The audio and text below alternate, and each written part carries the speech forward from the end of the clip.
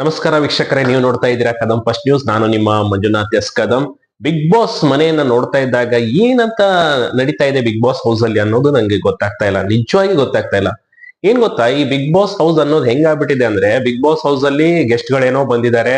ಹೌದು, big boss house ಈಗ resort ಆಗಿ ಪರಿವರ್ತನೆ ಆಗಿದೆ. ಜೊತೆಗೆ ಇದು ಬಿಗ್ ಬಾಸ್ ಹೌಸ್ ಏನೋ ಬೇಬಿ ರೆಸಾರ್ಟ್ ಆಗಿ ಮಾಡ್ಕೊಂಡಿದ್ದಾರೆ, ಪ್ಯಾಲೇಸ್ ಆಗಿ ಮಾಡ್ಕೊಂಡಿದ್ದಾರೆ. ಅದೆಲ್ಲ ಸರಿ, ಓಕೆ. ಇದು ಅದ್ಭುತವಾದ ಟಾಸ್ಕ್ ಅನ್ನ ಆಡುವಂತ ಒಂದು ಸಮಯ. ಅದರಲ್ಲೂ ಕಳೆದ ಬಾರಿ ಎಲ್ಲ ಸೀಸನ್ ಅನ್ನು ನೋಡಿದಾಗ ಅಲ್ಲೇ ಬಿಗ್ ಬಾಸ್ ಅಲ್ಲಿ ಇದ್ದವ್ರು ಅರ್ಧ ಜನ ಅತಿಥಿ ಆಗ್ತಿದ್ರು. ಇನ್ ಕೆಲವೊಬ್ರು ಒಂದು ರೆಸ್ಟೋರೆಂಟ್ ತರ ಮಾಡ್ಕೊಂಡು ಅವ್ರಿಗೆ ಸರ್ವ್ ಮಾಡುವಂತದ್ದು ಕೆಲಸನ ಕೊಡ್ತಿದ್ರು. ಆಮೇಲೆ ಸ್ವಲ್ಪ ದಿನ ಆದ್ಮೇಲೆ ಅವರು ಗೆಸ್ಟ್ ಆಗ್ತಿದ್ರು, ಇವ್ರ ಸರ್ವೆಂಟ್ ಆಗಿ ಕೆಲಸ ಮಾಡ್ತಿದ್ರು. ಇದು ಕಾನ್ಸೆಪ್ಟ್ ಇದ್ದಿದ್ದು. ಆದ್ರೆ ಈ ಬಾರಿ ಏನ್ ಮಾಡ್ಬಿಟ್ಟಿದ್ದಾರೆ ಬಿಗ್ ಬಾಸ್ ಅವರು, ಸಡನ್ ಆಗಿ ಕಾನ್ಸೆಪ್ಟ್ ಚೇಂಜ್ ಮಾಡ್ಬಿಟ್ಟಿದ್ದಾರೆ. ಇಲ್ಲಿ ಏನ್ ಮಾಡ್ಬಿಟ್ಟಿದ್ದಾರೆ, ಮಾಜಿ ಸ್ಪರ್ಧಿಗಳನ್ನ ಕರೆದ್ಬಿಟ್ಟಿದ್ದಾರೆ. ಅದರಲ್ಲೂ ಮಾಜಿ ಸ್ಪರ್ಧಿಗಳು ಬಂದಿರೋದು ಯಾರಿಲ್ಲಿ ಬಿಗ್ ಬಾಸ್ಗೆ? ಉಗ್ರಂ ಮಂಜು ಬಂದಿದ್ದಾರೆ, ಮೋಕ್ಷಿತಾ ಬಂದಿದ್ದಾರೆ, ರಜತ್ ಬಂದಿದ್ದಾರೆ, ಜೊತೆಗೆ ಚೈತ್ರ ಬಂದಿದ್ದಾರೆ. ಓಕೆ ಫೈನ್, ಎಲ್ಲಾ ಬರ್ಲಿ, ಬಂದ್ರು, ಒಳ್ಳೆ ಎಂಟ್ರಿ ಇತ್ತು, ಒಪ್ಕೊಳ್ಳೋಣ. ಆದ್ರೆ ಇವ್ರು ಬಂದವ್ರು ಏನ್ ಮಾಡ್ತಾ ಇದ್ದಾರೆ ಅನ್ನೋ ಪ್ರಶ್ನೆ ಈಗ ಎಲ್ಲರಲ್ಲಿ ಕಾಡಕ್ ಸ್ಟಾರ್ಟ್ ಆಗಿದೆ.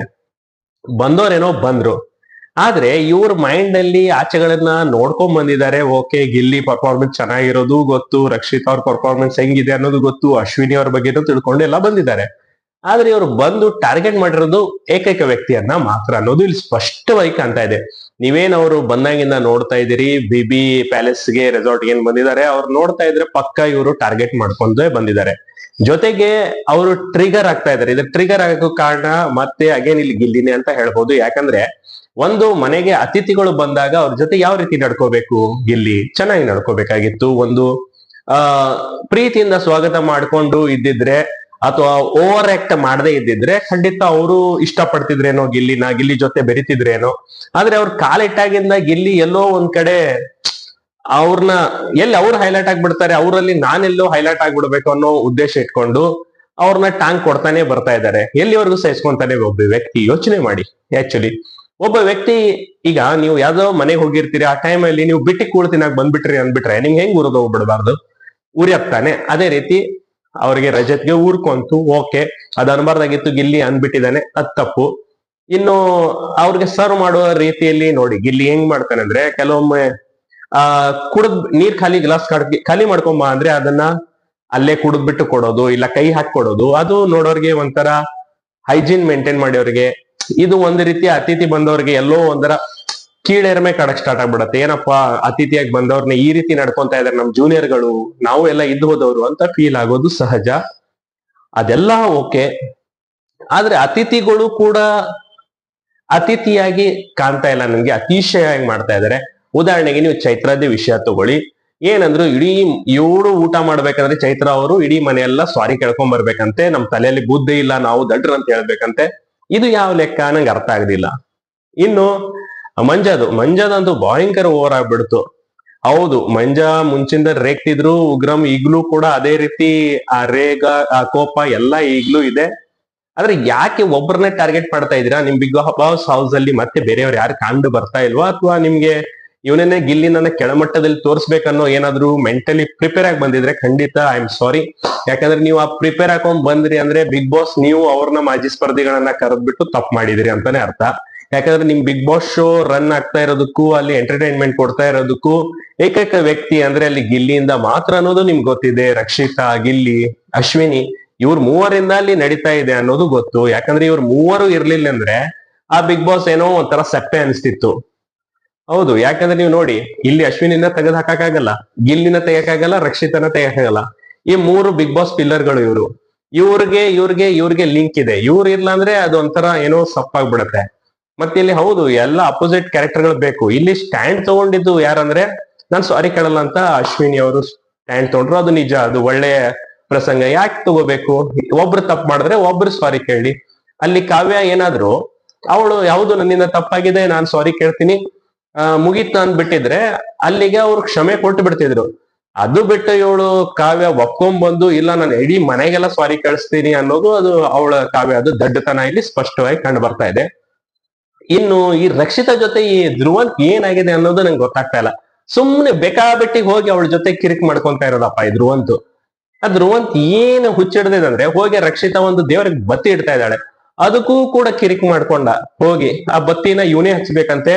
ಓ ಅದನ್ನ ಹಂಗ ಹಚ್ಚಕ್ ಬರಲ್ಲಂತೆ, ಇವಳಿಗೆ ಹಚ್ಚಕ್ಕೆ ಆಗಲ್ಲಂತೆ. ಏನದ್ರಲ್ಲಿ ಅಲ್ಲಿ ಉಗ್ರಂ ಸಖತ್ತಾಗಿ ಮಾತಾಡ್ಬಿಟ್ರು. ಅದನ್ನ ನಂಗೆ ಇಷ್ಟ ಆಯ್ತು. ಏನ್ ಗೊತ್ತಾ, ಆಯ್ತು ಅವಳು ಹೆಂಗ್ ಬರುತ್ತೆ ಅವಳು ಬತ್ತಿಯಿಂದ ಹಚ್ಬೇಕಲ್ಲ, ಹಚ್ತಾಳ್ ಬಿಡಿ ಅಂತ ಹೇಳಿದ್ರು. ಆಮೇಲೆ ಧ್ರುವಂತದ್ ಎಷ್ಟು ಓವರ್ ಅಂದ್ರೆ ಗಿಲ್ಲಿಗಿಂತ ಓವರ್ ಆಗ್ಬಿಟ್ಟಿದ್ದಾನೆ. ಹಿಡಿತಕ್ಕೆಲ್ಲ ಕೈ ಕಟ್ಕೊಂಡು ಸರ್ ನಾನ್ ಮಾಡ್ತೀನಿ ಹೋಗ್ತೀನಿ, ಎಷ್ಟು ಬಕೆಟ್ ಹಿಡಿಬೇಕು ಅಷ್ಟೇ ಹಿಡೀರಿ, ಯಾಕೆ ಧ್ರುವಂತ್ ಇಷ್ಟಕ್ಕೊಂದು ಓವರ್ ಬಿಲ್ಡಪ್, ಓವರ್ ಅತಿಶಯ ನಾನು ತುಂಬಾ ಒಳ್ಳೆಯವ್ರಂತ ತೋರ್ಸಕ್ ಹೋಗ್ತೀರಿ. ಇದು ತೋರಿಸಿನೇ ನೀವು ಒಂಥರ ಕೆಟ್ಟರಾಗ್ಬಿಟ್ಟಿದ್ದೀರಾ ಬಿಗ್ ಬಾಸ್ ಹೌಸ್ ಅಲ್ಲಿ. ಯಾಕೆ ಬೇಕು ನಿಮ್ಗೆ? ಆರಾಮಾಗಿರಿ, ಆರಾಮಾಗಿ ಕೂಲ್ ಆಗಿ ಆಟ ಆಡಿ, ಒಳ್ಳೆ ಎಲ್ಲಾರು ಹೆಂಗಿರ್ತಾರೆ ಹಂಗಿರಿ. ಅದನ್ನು ಆಯ್ತು. ಅದನ್ ಬಿಟ್ಟು ಮತ್ತೆ ಧ್ರುವಂತ್ ಕಾಲ್ ಕೇರ್ಕೊಂಡು ಹೋಗಿದ್ದ. ಎಲ್ಲಿ ಆ ಮಾಳು ರಕ್ಷಿತಾಗೆ ಸಪೋರ್ಟ್ ಮಾಡ್ತಾ ಇರೋದು. ಈಗ ಧ್ರುವಂತ್ಗೆ ಹೊಟ್ಟಿ ಉರಿತಾ ಇದೆ. 100% ಅದು ಕಂಡು ಬರ್ತಾ ಇದೆ. ಯಾಕಂದ್ರೆ ಇಲ್ಲಿವರೆಗೂ ತಂಗಿ ಅಂತ ಏನ್ ಧ್ರುವಂತ್ ಅನ್ಕೊಂಡಿದ್ರು, ಈಗ ಮಾಳು ಅಣ್ಣನಾಗಿ ಕರೆಕ್ಟ್ ಆಗಿ ಅವ್ರ ತಂಗಿ ಇವರು ಸಪೋರ್ಟ್ಗೆ ನಿಂತ್ಕೊಂಡಿದ್ದಾನೆ. 100% ಮಾಳು ಅಲ್ಲಿ ಸ್ಟ್ಯಾಂಡ್ ತಗೊಂತಾ ಇದಾರೆ, ರಕ್ಷಿತಾ ಪರ ನಿಂತ್ಕೊಂತಾ ಇದಾರೆ. ಹೌದು, ಒಂದು ಏನಾದ್ರು ತಂದು ಅದನ್ನ ಡಸ್ಟ್ಬಿನ್ ಹಾಕ್ಬೇಕು. ಅದನ್ನ ಬಿಟ್ಟು ಸಿಂಕ್ ಹಾಕಿದ್ರೆ ಏನಾಗತ್ತೆ? ಎಂತವ್ರಿಗೂ ಕೋಪ ಬರುತ್ತೆ. ಅದನ್ನ ಮತ್ತೆ ಬೇರೆ ತರ ಪೋಟ್ರೆ ಮಾಡಕ್ ಹೋಗಿದ್ದ ಧ್ರುವಂತು. ಅದನ್ನ ಮಾಳು ತಡೆದು, ಮಾಳು ಕೋಪನು ನೆತ್ತಿಗೆರೆ ಇತ್ತು, ಎಲ್ಲಾ ಬಂದು ತಡದ್ರು ಅಂತ ಮಾಳು ಸುಮ್ನಾಗಿದ್ದು. ಇಲ್ಲಾಂದ್ರೆ ಗೊತ್ತಲ್ಲ ಮಾಳು ರಾಶಿಕನ್ ಹೆಂಗೆ ಮಾಡಿದ್ರು ಹಂಗೆ ಆಗತ್ತಿತ್ತು. ಆದ್ರೆ ತಪ್ಪಿ ಅನ್ಕೊಳ್ಳಿ. ಇನ್ನೊಂದು ವಿಷಯ ಇಲ್ಲಿ ಹೇಳ್ಬೇಕು. ಯಾರ್ದು? ಕ್ಯಾಪ್ಟನ್ ಅಭಿ. ಇಷ್ಟ ದಿನ ಅಭಿ ಚೆನ್ನಾಗ್ ಅನಿಸ್ತಿದ್ದಪ್ಪ. ಯಾಕೋ ಕ್ಯಾಪ್ಟನ್ ಆದ್ಮೇಲೆ ನಂಗೆ ಇಷ್ಟ ಆಗ್ತಾ ಇಲ್ಲ ಅಭಿ. ನೀವು ಎಲ್ಲರಿಗೂ ನೋಡಿ, ಅಭಿ ಇದ್ರದ್ದು ಮ್ಯಾನೇಜರ್ ಮಾಡಿದ್ದಾರೆ. ಅವ್ರ ಮ್ಯಾನೇಜರು ಕ್ಯಾಪ್ಟನ್ ಒಂದೂ ಗೊತ್ತಾಗ್ತಾ ಇಲ್ಲ. ಏನ್ ಹೇಳಿದಕ್ಕೆ ಎಲ್ಲ ಸುಮ್ನಿರು ಮಾಡ್ತೀನಿ, ಎಲ್ಲದಕ್ಕೂ ಸುಮ್ನಿರು ಮಾಡ್ತೀನಿ ಅಂದ್ರೆ ಮ್ಯಾನೇಜರ್ ಎದರ್ಕಾಗ್ಬೇಕು? ಮ್ಯಾನೇಜರ್ ಅನ್ನೋರು, ಒಂದು ಕ್ಯಾಪ್ಟನ್ ಅನ್ನೋರು ಎಲ್ಲರ ಪ್ರತಿನಿಧಿಯಾಗಿರ್ತಾರೆ. ಅವರು ಒಂದು ಧೈರ್ಯದಿಂದ ಇಲ್ಲ ನಮ್ಮ ಟೀಮ್ ಹಿಂಗೆ ಇದೆ, ನಾವ್ ಹಿಂಗೆ ಮಾಡೋದು ಅಂತ ಒಂದು ಮಾತಾಡಿ. ಯಾಕೆ ಮಾತಾಡ್ತಾ ಇಲ್ಲ? ಮತ್ ಇವತ್ತಿಂದ ಒಂದು ಪ್ರೊಮೋ ಬಿಟ್ಟಿದ್ದಾರೆ. ಅದರಲ್ಲಿ ಏನಂದ್ರೆ ಇವರೆಲ್ಲ ಊಟ ಮಾಡ್ಬೇಕಂದ್ರೆ ಗಿಲ್ಲಿ ಮಾತ್ರ ಊಟ ಮಾಡಬಾರ್ದಂತೆ, ಅವ್ನ್ ಕೊನೆಯಾಗಿ ಊಟ ಮಾಡ್ಬೇಕಂತೆ.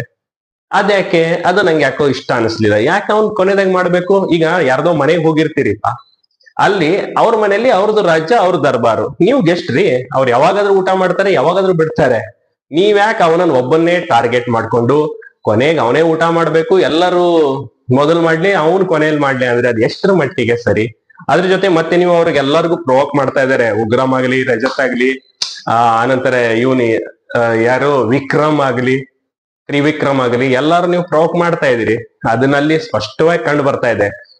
ಈ ಮಾಜಿಗಳೇನ್ ಬಂದಿದಾರಲ್ಲ ಇವರೆಲ್ಲರದ್ರಲ್ಲಿ ನನ್ಗೆ ಎಲ್ಲಾರ್ಗು ಕಂಪೇರ್ ಮಾಡ್ರೆ ಉಗ್ರಂ ಮಂಜು, ರಜತು, ಮತ್ತೆ ಯಾರು ಚೈತ್ರ, ಮತ್ತೆ ಜೊತೆಗೆ ಮೋಕ್ಷಿನ ಕಂಪೇರ್ ಮಾಡಿದ್ರೆ ಮೋಕ್ಷಿ ಒಂದ್ ರೀತಿಯ ಅವಳು ಅಟ್ಯಾಚ್ಮೆಂಟ್. ಮುಂಚಿತ ನೀವು ಬಿಗ್ ಬಾಸ್ ಅಲ್ಲಿ ನೋಡಿ, ಎಲ್ಲರಿಗೂ ಮೋಕ್ಷಿತ ಕೊನೆ ಮೂಮೆಂಟ್ ತನಕನೂ ಇಷ್ಟ ಆಗಿದ್ರು. ಯಾಕಂದ್ರೆ ಮೋಕ್ಷಿತ ಒಳ್ಳೆ ಟಕ್ಕರ್ ಕೊಟ್ಟಿದ್ಲು, ಜೊತೆಗೆ ಒಳ್ಳೆ ಆಟವನ್ನ ಆಡ್ಕೊಂಡ್ ಬಂದಿದ್ಲು, ಜೊತೆಗೆ ಹೆಣ್ಣು ಹೃದಯ ಅಂತಾರಲ್ಲ, ಸೆಂಟಿಮೆಂಟ್ ಇದೆ ಅವಳಿಗೆ. ಹಾಗಾಗಿ ಎಲ್ಲದಕ್ಕೂ ಅಷ್ಟಕ್ಕಷ್ಟೇ ಮಾತಾಡಿ, ಏನ್ ಬೇಕು ಅಷ್ಟು ಮಾತಾಡಿ ಹೋಗ್ತಾ ಇರೋದು. ಆದ್ರೆ ಇವರೆಲ್ಲ ಏನಿದೆ ಗೊತ್ತಾ, ಕಾಲ್ ಎಳಿಬೇಕು, ನಾವ್ ದರ್ಬಾರ್ ಮಾಡ್ಬೇಕು, ಆಟ ಆಡ್ಬೇಕು, ಹೆಂಗಾದ್ರೂ ಮಾಡಿ ಇವ್ರನ್ನ ಏನೋ ಮಾಡ್ಬೇಕಂತಾನೆ ಬಂದ್ಬಿಟ್ಟಿದ್ದ ಸ್ಪಷ್ಟವಾಗಿ ಕಾಣ್ತಾ ಇದೆ. ಅದರಲ್ಲೂ ಅಶ್ವಿನಿ ಕೈಯಿಂದ ತ್ರಿವಿಕ್ರಮ್ ಊಟ ಮಾಡಿಸ್ಕೊಂಡ್ ತಿಂದಲ್ಲ, ಅದು ಅಶ್ವಿನಿ ಗೌಡ ಹತ್ರ ರಾಜಮಾತೆ ಊಟ ಮಾಡಿಸಿದ್ರಲ್ಲಪ್ಪ. ನಾನು ಎಲ್ಲಿ ಮಾಡ್ಸಲ್ಲ ಅನ್ಕೊಂಡ್ಬಿಟ್ಟಿದೆ. ಆದ್ರೂ ತಿನ್ಸಿದ್ರು. ಆದ್ರೂ ಇನ್ನೂ ಯಾಕೋ ಗಿಲ್ಲಿ ಹಿಂದೆ ಬಿದ್ದಿದ್ದಾರೆ. ಸ್ವಲ್ಪ ಹೋಗಿ ತಿರುಗಿ ನೋಡಿ, ಅಶ್ವಿನಿ ಇದಾರೆ, ಮತ್ತೆ ಬೇರೆ ಬೇರೆ ಕಂಟೆಸ್ಟೆಂಟ್ ಗಳು ಇದಾರೆ ಅಲ್ಲಿ. ನೀವು ಅವ್ರಿಗೆಲ್ಲ ರೇಗಿಸಿ ಆಟ ಆಡಿಸಿ ಅವರೆಲ್ಲ ಸೈಲೆಂಟ್ ಇದ್ರೆ ಸೈಲೆಂಟ್ ಇದ್ಬಿಡೋದಾ? ನಿಮ್ಗೆ ಗಿಲ್ಲಿ ಮಾತ್ರ ಕಾಣ್ತಾ ಇರೋದು. ಯಾಕೆ ಇಲ್ಲಿ ಗಿಲ್ಲಿ ಕಾಣ್ತಾ ಇರೋದಂದ್ರೆ, ಗಿಲ್ಲಿ ಪದೇ ಅವ್ರನ್ನ ರೇಗಿಸ್ತಾ ಇದ್ದಾನೆ. ಅದರಲ್ಲೂ ರೋಸ್ಟ್ ಟಾಸ್ಕ್ ಏನ್ ನಡೀತು, ಅವ್ರಿಗೆ ಎಂಟರ್ಟೈನ್ಮೆಂಟ್ ಕೊಡ್ಬೇಕಾಗಿತ್ತು ಬಿಬಿ ಪ್ಯಾಲೇಸ್ ಅಲ್ಲಿ. ಅವಾಗ ಗಿಲ್ಲಿ ಅಂದಿದ್ ಮಾತ್ರ ರಜತ್ಗೆ ಹಿಡ್ಕೊಂಡು ಊರ್ಕೊಂಡು ಹೋಗ್ಬಿಡ್ತು. ಒಳ್ಳೆ ಪ್ರೋಗ್ರಾಮ್ ನಡೀತಾ ಇದೆ, ಗಿಲ್ಲಿ ಯಾಕೋ ಹಿಂಗ್ ಮಾಡ್ತೀಯ ನೀನು, ಸುಮ್ನಿರು ಅಂತ ಹೇಳಿ ಎಲ್ಲಾನು ಮಾತಾಡ್ಬಿಟ್ಟ ಗಿಲ್ಲಿ. ಮಂಜ ಬಂದಾಗ ಆಗ್ಲೇ ಇನ್ನೊಂದ್ ಮದ್ವೆ ಆಗಿತ್ತು, ಇನ್ನೊಂದ್ ಹುಡುಗಿ ನೋಡ್ಕೊಂಡಾನೆ ಅಂತ ಉರ್ಸಿದ್ದ. ಜೊತೆಗೆ ಊಟದ ವಿಚಾರದಲ್ಲಿ ಬಿಟ್ಟಿ ಊಟ ಮಾಡಕ್ ಬಂದಾರಂತ ಹೇಳಿದ್ದ. ಹಿಂಗೆ ಇಂತ ಕೆಲವೊಂದು ಚಿಕ್ಕ ಪುಟ್ಟ ವಿಷಯಗಳು, ಮತ್ತೆ ಅತಿಶಯ ಆಗಿ ಗಿಲ್ಲಿ ಆಚೆ ನೋಡಕ್ಕೂ, ನಮ್ ಬಿಗ್ ಬಾಸ್ ತೋರ್ಸಕ್ಕೂ ಅವಾಗ ಏನ್ ಅನ್ಸುತ್ತೆ, ನಮ್ಗೆ ಕಟ್ಟು ಪೀಸ್ಗಳನ್ನ ತೋರ್ಸಿರ್ತಾರೆ. ಆದ್ರೆ ನಿಜವಾಗಿ ಅಲ್ಲಿ ಒಳಗಡೆ ಮನೆಯಲ್ಲಿದ್ದವ್ರಿಗೆ ಗಿಲ್ಲಿ ಟಾರ್ಚರು, ಅಥವಾ ಅವ್ನ್ ಮಾತಾಡೋದು, ಅವ್ನ ಹಿಂಗ್ ಕಾಲ್ ಹೇಳೋದು ಟಾರ್ಚರ್ ಅನ್ಸುತ್ತೆ. ಅನ್ಸಿರ್ಬೋದು ಗಿಲ್ಲಿ ಮಾಡ್ತಾ ಇರೋದು. ಬಟ್ ಇಡೀ ಬಿಗ್ ಬಾಸ್ಗೆ ಒಂದು ಪಿಲ್ಲರ್ ಆಗಿ ಎಂಟರ್ಟೈನ್ಮೆಂಟ್ ಕೊಡ್ತಾ ಇರೋದು ಗಿಲ್ಲಿ ಮಾತ್ರ ಅನ್ನೋದು ಇಲ್ಲಿ ನಾವು ತಿಳ್ಕೊಬಹುದು. ಇನ್ನೂ ಈ ವಾರದ ತನಕ ಅವ್ರು ಇರ್ತಾರೆ ಗೆಸ್ಟ್ಗಳು, ಏನೆಲ್ಲ ಮಾಡ್ತಾರೆ ಇವರು, ಎಕ್ಸ್ ಸ್ಪರ್ಧಿಗಳು, ಮಾಜಿ ಸ್ಪರ್ಧಿಗಳು ಏನೆಲ್ಲ ಮಾಡ್ತಾರೆ ಅನ್ನೋದನ್ನ ಕಾದ್ ನೋಡ್ಬೇಕು. ಆಮೇಲೆ ಈಗೆಲ್ಲಾ ಹೇಳಿದ ವಿಚಾರಗಳ ಬಗ್ಗೆ ನಿಮ್ಗೇನ್ ಅನ್ಸಿತ್ತು? ನಿಮ್ಗೂ ಹೀಗೆ ಅನಿಸ್ತಾ ಇದೆ ನನ್ನ ತರಾನೇ ಅಂತ ಅನ್ಸಿದ್ರೆ ದಯವಿಟ್ಟು ಕಮೆಂಟ್ ಮಾಡಿ ತಿಳಿಸಿ. ಯಾರೆಲ್ಲ ಹೊಸದಾಗಿ ನಮ್ಮ ಚಾನೆಲ್ ಅನ್ನ ನೋಡ್ತಾ ಇದ್ರಿ ದಯವಿಟ್ಟು ಸಬ್ಸ್ಕ್ರೈಬ್ ಮಾಡ್ಕೊಳ್ಳಿ. ಇದೇ ರೀತಿ ಬೇರೆ ಬೇರೆ ವಿಡಿಯೋಗಳೊಂದಿಗೆ ನಿಮ್ಮೊಂದಿಗೆ ಸಿಗ್ತಾ ಇರ್ತೀನಿ. ಅಲ್ಲಿವರೆಗೂ ನೋಡ್ತಾ ಇರಿ ಕದಂ ಫಸ್ಟ್ ನ್ಯೂಸ್. ನಮಸ್ಕಾರ.